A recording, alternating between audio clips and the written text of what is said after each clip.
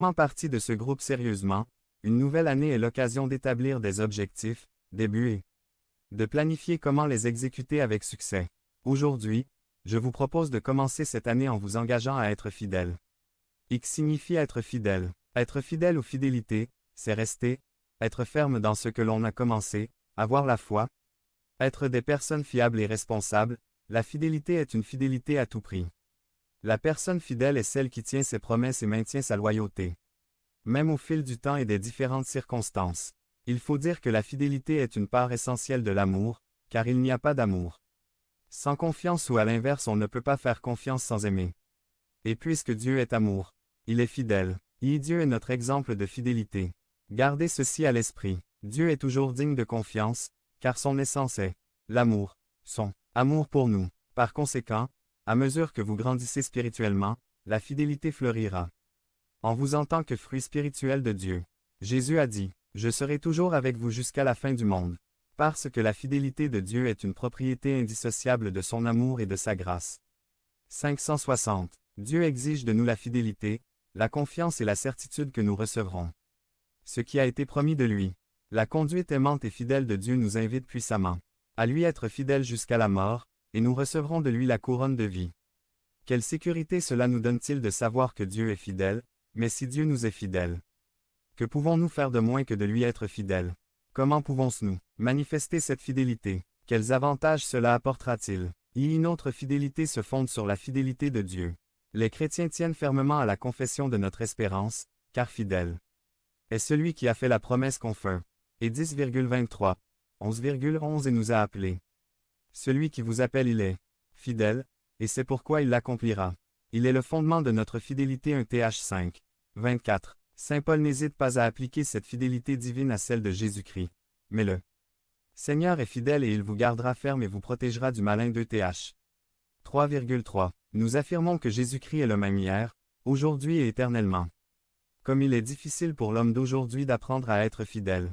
Cela demande la persévérance et la sérénité que procure l'apprentissage de l'abandon croissant de soi-même, pour faire confiance au Seigneur Jésus. Le chrétien a l'appel et la responsabilité de rester fidèle dans son service à Dieu. Nous avons été appelés à être fidèles et à ne pas trébucher ou vaciller dans la foi face à des situations difficiles. Notre confiance et notre regard doivent être uniquement en Dieu, et non en les hommes ou les circonstances. Dans tous les domaines de notre vie, la fidélité à Dieu doit se manifester. Aujourd'hui, je veux souligner ce qui suit. À la fidélité à Dieu. S'il nous est fidèle, comment pourrions-nous ne pas lui être fidèles? Il est logique que le croyant corresponde à la fidélité de Dieu à sa propre fidélité. C'est ce que l'on attend de ceux qui souhaitent lui plaire et le servir. Dans les enseignements de Jésus, la fidélité du serviteur apparaît comme un devoir incontournable avec une importance particulière.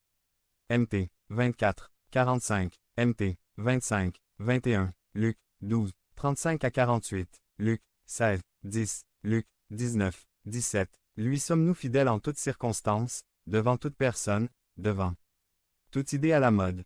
Daniel était intransigeant. Il refusait de se plier et de s'adapter aux autres, et de les laisser le façonner selon leurs pensées et leurs règles, même si cela signifiait perdre la vie. Daniel a servi Dieu, et Dieu seul, même si cela pouvait lui coûter la vie. B. Fidélité à la famille.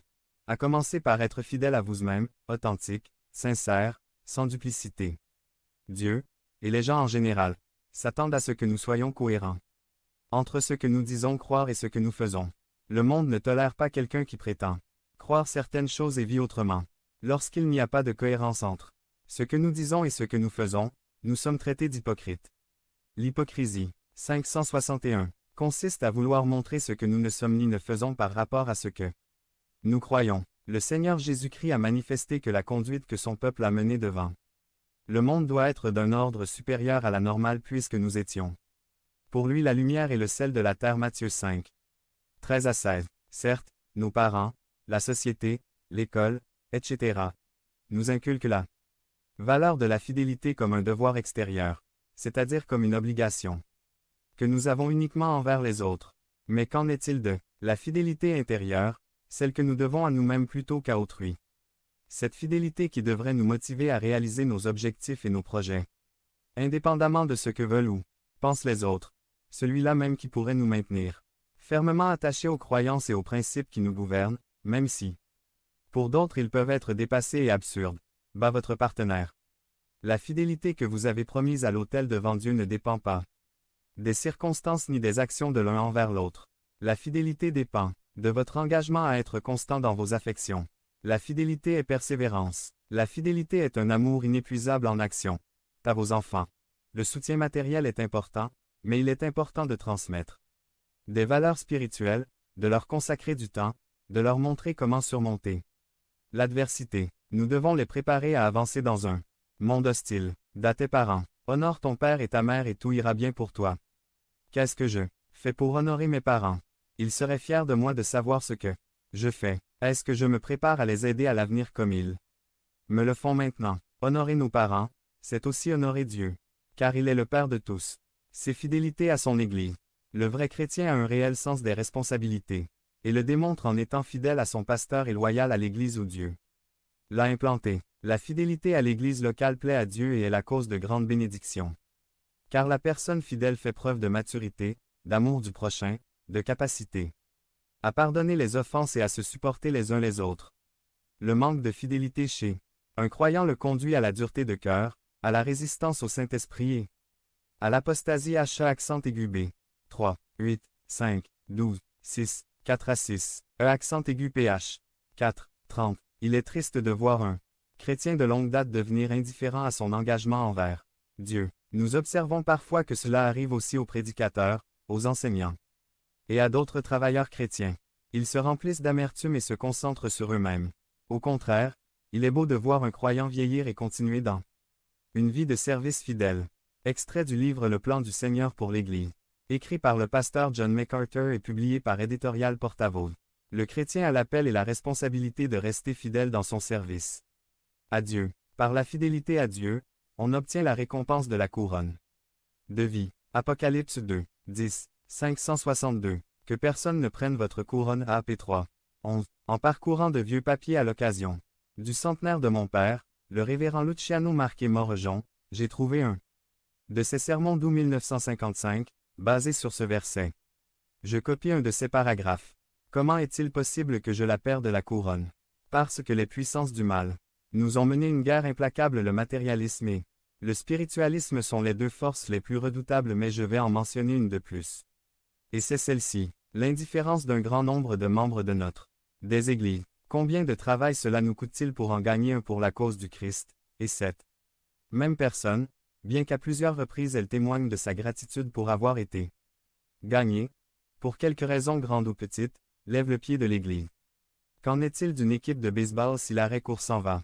Et il conclut, une vie entièrement consacrée au Christ est la vraie posture du chrétien pour conserver sa couronne. Je crois que ces paroles sont toujours valables aujourd'hui.